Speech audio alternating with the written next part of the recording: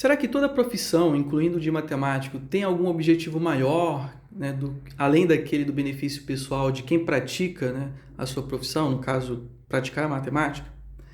Bem, você pode estar pensando, cara, que pergunta boba, nada a ver, né? Não existe isso de objetivo maior, tudo é profissão, a gente está querendo ganhar ganha-pão, né, o nosso dinheiro. Eu me deparei com essa questão, que parece boba, aqui lendo A República, de Platão. Alguns podem fechar a cara e falar, caraca, velho, você está querendo idealizar o mundo tal como o Platão? Bem, eu vou pedir um pouco de calma aí para dar mais contexto, né? Para quem acompanha o canal sabe que eu falei que eu gosto muito de filosofia porque tem essa frase aqui do Gottlob Frege, que eu já mostrei aqui no meu penúltimo vídeo, que todo bom matemático é pelo menos metade filósofo e todo bom filósofo é pelo menos metade matemático, segundo, né, a opinião de Frege, e eu tendo a concordar com ele, ainda mais que eu gosto muito de questões de fundamento da matemática. E também já me posicionei aqui em alguns dos meus vídeos como um platonista, né? Alguns vão rir porque alguns consideram o platonismo, a corrente filosófica matemática platonista, como a terra plana, né, das correntes filosóficas matemáticas, mas saiba que não existe apenas uma corrente filosófica platonista, né? Existem versões mais modernas, inclusive o grande Kurt Gödel, né, que o pessoal paga pau demais aí pro Kurt Gödel, foi um grande matemático e lógico, e ele era platonista, né? Então, caso eu queira ter uma opinião com boas justificativas, eu preciso ler um pouco mais de filosofia, ganhar um pouco mais de repertório. A minha biblioteca ainda é um pouco tímida em relação ao material de filosofia, mas eu estou querendo mudar isso, justamente porque eu acredito que isso vai me ajudar. Se né, de fato eu conseguir ir nessa empreitada virar um matemático, eu ser um bom matemático por ter um conhecimento, né, de filosofia. Inclusive tem esse livro aqui, do Codex Arquimedes, que fala aí sobre os trabalhos do matemático Arquimedes, né, da Grécia Antiga. Fala que tem um trecho aqui que menciona a frase do Whitehead, que diz o seguinte, que a melhor caracterização da filosofia europeia é que ela consiste em uma série de notas de rodapé que citam Platão. Bem, então se a gente quer de fato conhecer como foi o desenvolvimento da filosofia ocidental, não tem como evitar Platão, você tem que passar por Platão. Então, pensei, pô, uma ótima ideia, acho que começar por Platão. Comprei aqui o mais famoso dos diálogos, né, a República, e me deparei com um trecho aqui que levantou essa questão que eu coloquei logo no início do vídeo, que eu quero dar um pouco mais de contexto, tá? Então, antes de mostrar esse trecho, eu quero falar sobre como é que funciona aí os argumentos de Platão, né? Tem esse vídeo aqui que parece bobinho, coisa de adolescente, mas para quem está começando em filosofia pode ser muito útil. Ele fala como o Sócrates, né, que é o principal personagem aí dos diálogos de Platão, veja só como é que o Sócrates ele atuava. Método, a dialética socrática, na qual ele metia a ironia, fingindo ignorância para incentivar o cara a mandar tudo o que pensava sem filtro. Aí ele fazia uma pergunta atrás da outra, até o cara perceber que na verdade ele não sabia aquilo que ele se orgulhava de dizer que sabia. E quando precisava, ele finalizava com a maiêutica, fazendo a pessoa chegar a conclusões que ela achava que desconhecia. Então não é como se ele se achasse um gênio nem nada, mas perto desse bando de imbecis. Ou melhor, ele podia não saber muito, mas pelo menos não fingia saber as coisas que ele não sabia. E eu tô gostando muito desse jeitão aí do diálogo platônico, porque o Sócrates não era um cara arrogante, que vinha com respostas e certezas. Pelo contrário, ele é um cara curioso, ele vivia fazendo perguntas para as pessoas, e as pessoas davam suas respostas e ele tentava investigar se aquilo ali fazia sentido ou não, fazendo mais perguntas ainda. E no final a pessoa poderia revisar sua opinião inicial ou não, certo? Então, tem um trecho aqui que ele diz o seguinte, né? Estava lá num desses diálogos e, enfim, ele perguntou lá o que era justiça, aí teve várias pessoas dando diferentes definições de justiça, e teve um cara que tretou aqui com Sócrates e fala, cara, você é muito idealista, cara, sai desse mundo dos sonhos, esse negócio de justiça aí eu não cola, né? E falou que justiça é coisa desvantajosa, que na verdade justiça não passa daquilo que os poderosos criaram. Então, os poderosos só vão pensar em si próprios, vão criar leis para se beneficiar, e o pessoal que segue as leis está sendo, entre aspas, justo, e justiça nada mais é do que aquilo ali, obedecer aos poderosos. E é claro, geralmente, né, os poderosos vão criar leis para se beneficiar e prejudicar os que são seus subordinados. E fala, inclusive, que os subordinados, para conseguir ter vantagens, né, ele vai ter que evitar as leis dos poderosos, e o justo só se ferra. O injusto, na verdade, acaba tendo vantagem, inclusive nos negócios, paga menos imposto, enfim.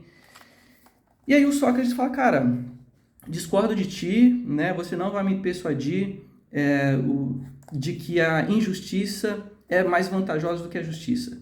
Fica aí, vou fazer algumas perguntas para ti, e aí vamos ver se vale a pena a gente investir numa vida justa, né? E aí você pode pensar, cara, isso aqui é muito idealista, né? Você pode ser um pouco mais maquiavélico, né? O fim justifica os meios, enfim, ou talvez você seja um cara mais existencialista, à la Camus, né? À la Sartre, e vai falar que não existe nenhum canto no universo que nos diga, que está escrito, né, em tábuas de pedra, o que é justo, o que é injusto, isso é coisa relativa, mas vamos concordar, pode ser uma ficção útil, né? Mesmo os caras mais, vamos dizer, racionais, eles apelam para algum ideal, certo? Inclusive aqui no canal Filosofia, aqui do servidor do Discord, teve um cara aqui que é o João Pedro, né, um dos membros, que ele falou que não gosta dessa ideia de platonista porque ela idealiza um mundo que não existe, certo? É um mundo ideal, e isso força o ser humano a se adequar a esse mundo ideal, e isso acaba sendo uma castração, né, contra as suas vontades, enfim. E alguns questionaram, cara, mas você não segue uma determinada corrente política aí, que é muito conhecida por ser idealista? Então, assim, a gente acaba sempre nos deparando com essa ideia, né, ficção, se você quiser considerar, útil, do que é justo, né, e para a gente conseguir seguir, né, essa, vamos dizer, ficção, que vai beneficiar a maioria possível, né, esse convívio em sociedade. Então, o que o Platão está querendo, aliás, o Sócrates estava querendo fazer, era justamente isso, né, entender mais ou menos quais são o nosso sentimento, né, do que é justo. Isso envolve as nossas atividades, né? Tudo que a gente faz no nosso dia a dia pode ser que seja uma atitude justa ou não. Eu não vou entrar em detalhes aqui, né, dessa justificativa, né, do que ele diz que nenhuma arte, profissão ou governo produz para o seu próprio benefício, mas, como estamos a dizer já há algum tempo, produz a favor do seu objeto. Então, o Sócrates, idealista, acreditava que toda atividade humana é para um bem comum. Pode questionar, pode deixar aí seus exemplos nos comentários, mas vale a pena ler esse trecho, esse diálogo. Ele é curto, né? Baixa um PDF ou vai ouvir um audiobook que tem no YouTube. Ele dá ótimos argumentos, o Sócrates, assim, faz ótimas perguntas, é muito interessante a maneira como ele conduz o diálogo, tá? Isso me ajudou a refletir um pouco. Então, por exemplo, a atividade de fazer matemática, porque ele falou ali, né? Toda profissão, né, toda arte, profissão e governo não é para o próprio benefício, mas em favor desse objeto. Ah, Clóvis, mas o matemático, quando ele trabalha, ele está pensando em ser reconhecido, ter fama, certo? Prestígio ou até salário. Sim, o Sócrates ele reconhece que isso é acompanhado de alguns benefícios, né? Ele fala o ofício de assalariado que produz salários, certo? Então, se a gente paga para alguém, mas veja, a gente vai reconhecer essa pessoa, seja em dinheiro, honras ou até punição, quando ela executa sua arte. Mas a arte em si é para o benefício do objeto. Então, por exemplo, o médico ele pode ganhar seu salário, mas quando a arte sua de medicina é para beneficiar o paciente. Né? O pastor de ovelha pode conseguir lucro com suas ovelhas, ou até comer a ovelha depois. Mas a arte de pastoreio é para cuidar e beneficiar o seu objeto, que no caso é cuidar das ovelhas. O comandante do navio também pode ser assalariado, mas a gente contrata ele e o paga porque a gente acredita que sua arte de manusear ali o navio ali em alto mar vai proteger toda a tripulação. Então a arte sua é para o benefício do objeto. E o matemático? Tem como a gente pensar nisso? O matemático ele vai ter seu salário, vai ter lá sua fama, mas a sua atividade vai beneficiar o quê? Né? O que vocês acham? Coloca aí nos comentários, eu vou tentar dar minha opinião aqui. O matemático, na hora de fazer o seu trabalho, ele beneficia o corpo de conhecimento matemático. Se o cara é um matemático aplicado, né, o seu conhecimento, as suas descobertas vão beneficiar a população, né, a humanidade, a ter um conhecimento mais profundo sobre o nosso mundo. Se ele é um trabalho mais abstrato, o seu trabalho resulta em encontrar verdades, aqui verdades com entre aspas, daquele sistema formal, que no futuro pode trazer algum benefício até mesmo concreto. É o caso da teoria dos números, que tinha lá o Hardy, né, um matemático super idealista e romântico, né, da arte de fazer matemática, e que achava, por exemplo, que teoria nos números não teria nenhuma aplicação, mas os aplicados ali na década de 1970 conseguiram criar uma aplicação para o algoritmo de criptografia RSA, que usa conceitos muito abstratos, teóricos, porque o cara encontrou verdades daquele sistema formal úteis, né, para serem aplicadas. Então, veja, a atividade do matemático beneficia o corpo de conhecimento, né? O salário e a fama é uma consequência da sua arte, né, que tem como objetivo não o alto benefício, mas em produzir mais conhecimento, certo? Então, se a gente, por exemplo, tem lá um pesquisador na Universidade Brasileira, se a gente vai descobrir que o cara fica lá inventando mentiras no seu currículo Lattes, inflar seu currículo Lattes, né, para ter prestígio e ficar só pensando em fama e reconhecimento, talvez esse cara vai ser um pouco mal visto, certo?